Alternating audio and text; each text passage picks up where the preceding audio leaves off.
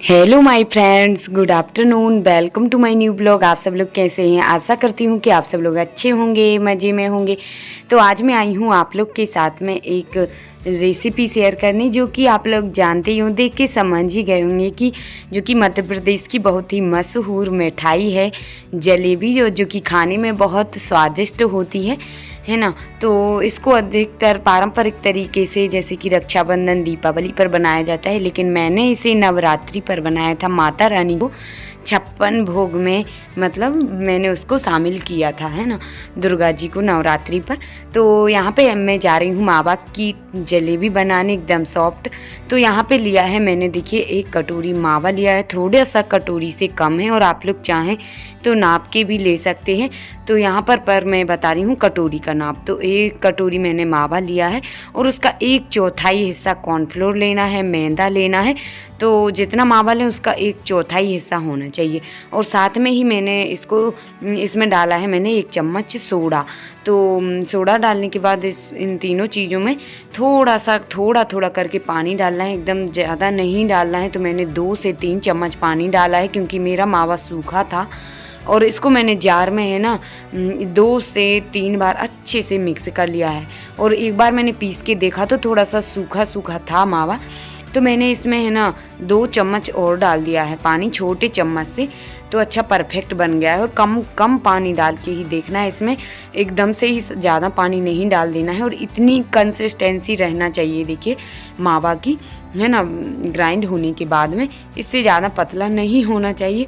तो यहाँ पर देखिए, मैंने 2 बार इसको अच्छे से, 2 से 3 बार अच्छे से मैंने ग्राइंड कर लिया है मिक्सर में। तो अच्छे से, है ना, जो मावा मेरा सूखा था वो अच्छे से, उसकी सारी जो लम्स वगैरह हैं वो फूट गई होंगी, और बिल्कुल भी नहीं रह गई होंगी फुटकी वगैरह। और इसमें ज़रा सा अब दूध डाल के, यदि लगे कि थोड़ा सा आटा टाइट है तो थोड़ा दूध डाल के इसको अच्छे से मैश कर लेना है हाथों से ही। तो इस, है ना, बहुत ही अच्छा सॉफ्ट डोज बन के तैयार होगा। और इतना स्मूथ जलेबी बनेगी ना, जितना स्मूथ आटा होगा ना, उतनी ही सॉफ्ट जलेबी बनेगी हमारी, है ना, नरम नरम और क्रिस्पी। तो यहाँ पर देखिए, मैंने आटा तो अच्छे मैश करके रख दिया है, लेकिन अब चाशनी बनाने के लिए मैंने ली है कितनी, 1.5 कटोरी चम्मच ली थी। तो मैंने आधा कटोरी इसमें 1 कटोरी के करीब पानी डाला है ना। तो पानी कम डालना है, आधा पानी डालना है, जितनी शक्कर लें उसका आधा पानी डालना है, तो जल्दी चाशनी बन जाएगी।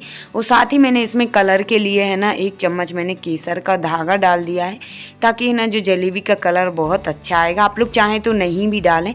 और साथ ही मैंने डाल दी है 3 से 4 इलायची, क्योंकि मैंने उसमें इलायची के जो बैटर बनाया उसमें मैंने नहीं डाली इलायची, तो मैंने चाशनी में डाल दी है। कोई बात नहीं है, इसका टेस्ट, इससे भी अच्छा टेस्ट आ जाएगा।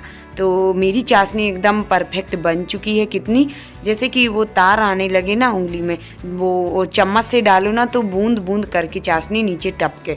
तो इतनी ही कंसिस्टेंसी रखना है, ना ज़्यादा गाढ़ी चाशनी रखना, ना पतली, है ना। तो जब तक हमारी चाशनी हो रही थी तब तक हमारा जो बैटर है ना, उसका, जलेबी का, वो अच्छा हो गया था, रखा। इसको रख भी देना है 10 मिनट के लिए, तो अच्छा और फूल सा जाएगा बैटर, है ना। तो अच्छी मावा की जलेबी तो नरम बनती ही है। तो यहाँ पर मैंने जो पॉलीथीन की कोन बनाई है ना, वो मैंने खुद ने बनाई है हाथ से। पॉलीथीन को कट करके फिर उसमें टेप वगैरह लगा के मैंने बनाई। आप लोग के साथ शेयर नहीं की है, क्योंकि मैंने वो थोड़ा ऐसा बनाया कि उसमें मेरी थोड़ी सी मेहनत भी लग गई थी, क्योंकि टेप चिपकाना मुश्किल पड़ रहा था लगाना।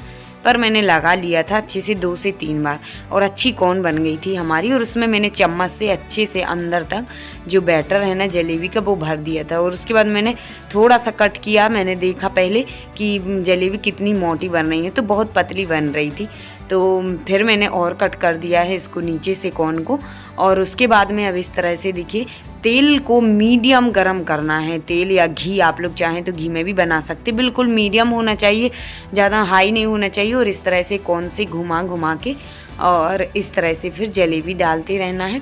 और इसको बीच बीच में जल्दी से पलटते रहना है, ताकि ना जल भी ना पाए और अच्छे से दोनों साइड, है ना, पक जाएं, है ना। तो इस तरह से देखिए, मीडियम फ्लेम पे ही मैंने 1 से 2 बार पलट के अच्छे से पका ली हैं। तो देखिए, इनका कलर भी चेंज हो गया है, और एक बात ज़रूर याद रखना है कि फ्लेम को मीडियम रखना है।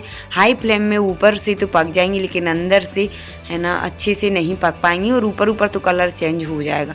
लेकिन यहाँ पर देखिए इतना ही कलर चेंज होने देना है जलेबी का। तो मैं काली वाली जलेबी बना रही हूँ मावा की, तो वो तो काली रहेगा ही, इसका कलर थोड़ा सा उस वैसा रह रहा है मेहरून जैसा। तो यहाँ पे देखिए मैंने चाशनी में अब वो डाल दी है जलेबी, मैंने निकाली थी और अब इसको है ना 5 मिनट तक इसी में डले रहने देंगे। और उसके बाद इसी तरह से मैं सारी जलेबी निकाल के और चाशनी में डाल के डुबा के और मैं निकालती जा रही हूँ। देखिए ज़्यादा देर नहीं डुबाना है क्योंकि वैसे भी हमारी जो है ना जलेबी नरम थी और ज़्यादा मीठी हो जाएंगी फिर, है ना। तो इस तरह से मैंने कम मीठी की वजह से, है ना, और वैसे भी हो गई थी हमारी, बहुत मीठी हो गई थी लास्ट में तो, है ना, क्योंकि मैंने चाशनी में डुबा के फिर निकाला तो अच्छे से और भर गई थी उसमें चाशनी, है ना। तो जलेबी में इस तरह से फिर से मैंने कौन में भर लिया था बैटर, क्योंकि एक बार की कौन में उतनी जलेबी भी बन गई हैं जितनी आप लोग ने अभी मैंने निकाल के दिखाई हैं डुबा के चाशनी में। और ये 2 कौन की मैंने बनाई थी, तो ये वाली कौन की भी मैं निकाल लेती हूँ इस तरह से फिर से भर के कौन में। और आप लोग चाहें तो कोई भी सीसी वगैरह का यूज कर सकते हैं कौन बनाने के लिए, है ना। लेकिन एक है कि इस बार इसमें ना दूध वाली पैकेट की कौन सी नहीं बनेंगी क्योंकि इसका बैटर थोड़ा सा वैसा रहता है, मोटा टाइट सा रहता है ना। तो मैदे की जलेबी का नरम रहता है तो इसमें थोड़ी सी मतलब ज़्यादा प्रेस करना पड़ता है तब निकलती है ना। तो इसी तरह से देखिए मैंने फिर से पलट के और निकाल ली है जलेबी। तो अब हमारी चाशनी ने भी देखिए चाशनी भी पी ली है सारी जलेबियों ने, पर अभी है ना फिक्स बनी थी हमारी चाशनी भी, बिल्कुल फिक्स थी, है ना। और जितनी जलेबी थी और चाशनी भी परफेक्ट बनी थी, उतनी ही बिल्कुल भी नहीं बची थी। तो इतनी हमारी जलेबी देखिए मैंने सारी चाशनी में डुबा के निकाल ली हैं और अब बन के तैयार हो गई हैं जलेबी। और आइए आप लोग भी सर्व कीजिए। देखिए कितनी सॉफ्ट बनी हुई हैं जलेबी, बहुत सॉफ्ट थी और टेस्टी थी। बस एक चीज़ का ध्यान रखना है कि मावा और मैदा का जो माप है वो होना चाहिए सही। जितना मावा हो उसका 1/4 हिस्सा होना चाहिए मैदा। और जो कढ़ाई में है ना मीडियम फ्लेम पर निकालना है और बैटर को ना ज़्यादा पतला ना गाढ़ा होना चाहिए। तो आप लोग को हमारी मावा की जलेबी कैसी लगी कमेंट में ज़रूर बताना। वीडियो पसंद आई हो तो लाइक करना, न्यू है तो चैनल को सब्सक्राइब कर लेना। बाय बाय, जय माता दी, टेक केयर।